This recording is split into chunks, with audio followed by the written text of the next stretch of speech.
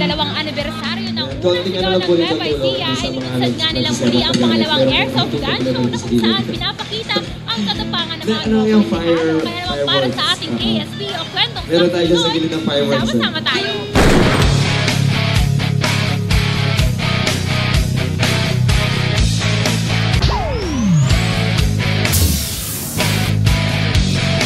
Alam niyo ba mga kapamilya na ang Airsoft ay na-develop sa Japan noong early 1970s?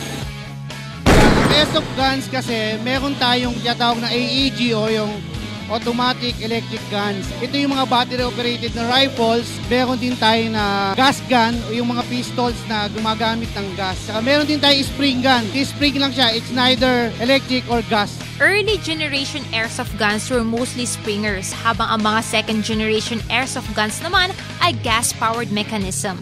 At ang AEG, so ang automatic electric guns such as assault rifles, ay ang pinaka-common na pinuproduce sa ngayon.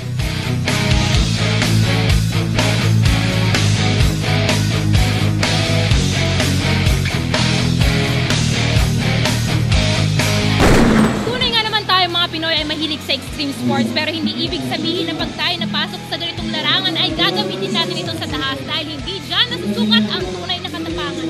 At lahat ng yan ito lamang sa programang Tatakluhan, Tatak Pinoy, ang magazine ng bayan. Tahan TV na, ating to.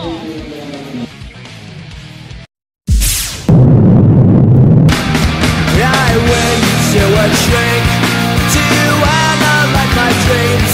She says it's like a sex that's bringing me down.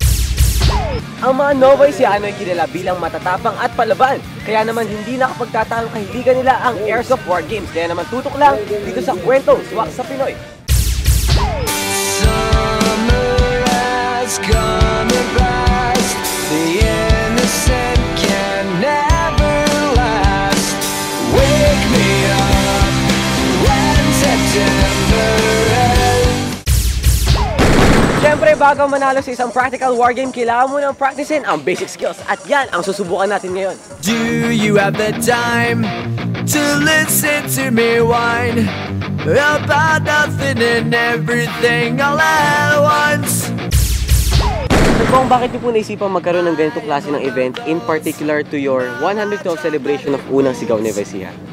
Kasi to be honest, bago pa ako napasok sa provincial government, isa sa mga hobbies ko itong paglalaro ng airsoft guns. So nung nandito na ako, I decided na itong paglalaro ng airsoft guns ay sama sa mga events among other events ng Unang Sigaw ng Nueva Ecija.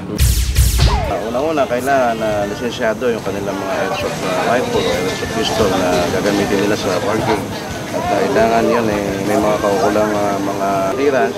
Kailangan din na mailalim sa drug test yung mga individual na sasali dito sa war games na ito. Hindi lahat ng airsoft games ay pare-pareho dahil ito ay depende rin sa players na involved. Ngunit sa organized events, may game marshal na kumokontrol sa flow ng game at nagpro-provide ng rules. Sometimes my mind plays tricks on me. It all keeps adding up. I think I'm cracking up. Ito ay may team effort. So nakaka-promote ito ng camaraderie among members. 2, 1, go!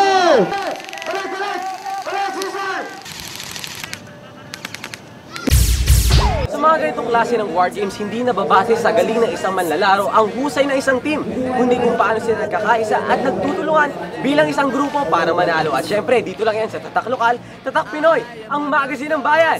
Mag-TV na! Atin to! Yeah!